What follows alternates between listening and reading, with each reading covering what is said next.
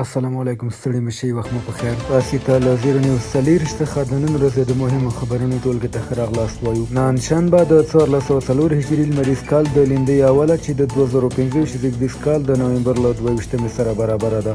غیر صافی مو تاسې ته له 0.30 څخه د نننۍ مهم خبرونه وړاندې کوم، خو په سر کې د مهمو خبرونو سرټکي. اسرائیل پر غزې او لبنان تازه بریدونه کړي، 13 فلسطینیان وژل شوي او تاوتریخوالی لا هم روان دی. او زیلنسکي وایي اوکراین د امریکا د سولې پلان له امله د سختو انتخابونو پر سر ولاړ دی.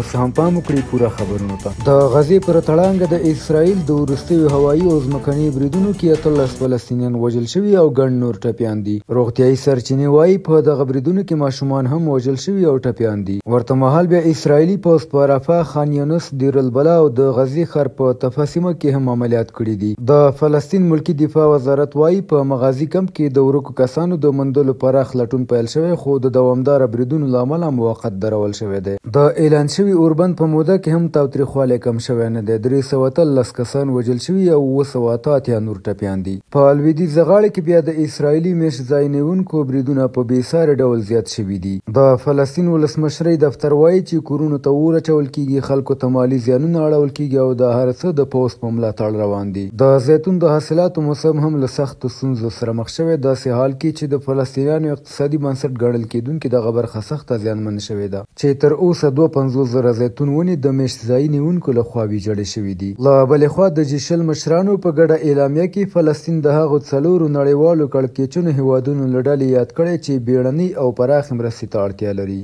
زیلنسکي وایي اوکراین د امریکا د سولې پلان له امله د سختو انتخابونو سره مخ دی.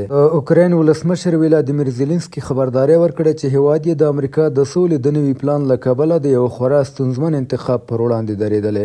د په وینا اوکراین باید پریکړه وکړي چې یا خپل ملي عزت خوندي کړي او یا د خپل ستر متحد امریکا ملاتړ له خطر سره مخ نه کړي. د واشنګټن پلان له اوکراین غوښتنه کوي چې د ختیځو سیمو یو شمېر برخې روسیې ته وسپاري، د پوځ شمېر او فعالیتونه محدود کړي او د ناټو د غړیتوب هڅې ودروي. په بدل کې به روسیه ځینې سیمې اوکراین ته بیرته وسپاري او پراخ بندیزونه به په پړاوونو کې کمیږي. دغه طرحه د ټرمپ د استازي سټیو ویټکاف او د روسیې د استازي کیرل دیمیتریف په څو پړاویز خبرو کې جوړه شوې، چې د امریکا او روسیې ګډ پلان هم ګڼل کېږي. کارپوهان خبرداری ورکوي چې طرحه زیاتره د روسیې پر ګټه ده او د اوکراین سیاسي او اقتصادي ثبات ته لوی ګواښ رامنځته کوي. زیلنسکي بیا له خلکو غوښتي چې متحد پاتې شي او ټینګار یې کړی چې د هر ډول پریکړې پر مهال به د اوکراینیانو ازادي او ملي عزت د پریکړې اصلي معیارونه وي. بلخوا بیا د امریکا ولسمشر ویلي چې اوکراین یا باید پلان ومني یا د جګړې د اوږدېدو خطر وزغمي، هغه څه چې د زیلنسکي موافقه یې نه زړه بلل شوې ده.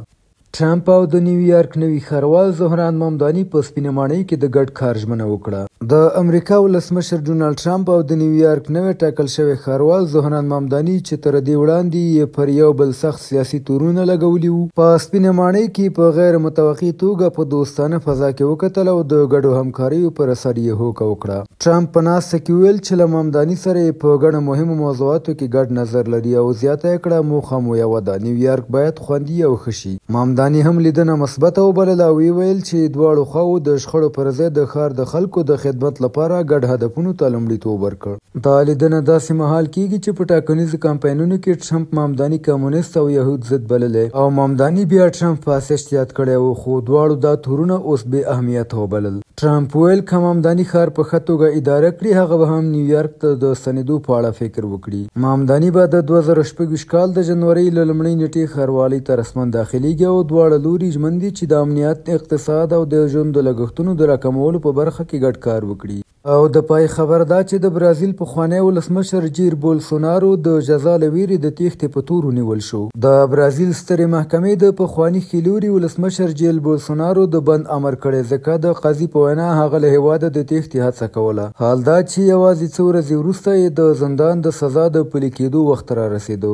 80 کلن بولسونارو چې د 2019 تر 2023 پورې د برازیل ولسمشر د شنبې په ورځ د برازیلیا فدرالي پولیسو ته یوړل شو. راپورونه وایي چې هغه به راتلونکې اونۍ د کودتا د هڅې په قضیه کې د ټولو استنافونو له ختمېدو وروسته زندان ته ونږدول شي. بولسونارو د 2022 کال د ټاکنو له پیل وروسته د واک د انتقال مخنیوي هڅه کړې وه چې د لولا دا سیلوا د ولسمشرۍ په پیل کې په تاوتریخوالي بدل شو. هغه د سپټمبر په محکمه کې د دې هڅې په تړاو مجرم اعلان شو. د امریکا ولسمشر ډونالډ ټرمپ یا دا قضیه سیاسي ښکار بللې او د برازیل پر ضد یې سختې ګمرکي تعرفې لګولي. خو د لولا او ټرمپ وروستۍ کتنه په کوالالمپور کې د اړیکو د ښه کېدو هیله پیدا کړې. بهرني خبرونه همدومره د کورنۍ او سپورتي خبرونو لپاره زموږ پاڼې وڅارئ. په خواله رسنیو فیسبوک، انسټاګرام، ایکس، یوټیوب او ټیک ټاک زموږ خپرونې خوښې او موږ تعقیب کړئ. ادرس یې زیرنیوز 40 تر سبانۍ خپرونې د الله په امان.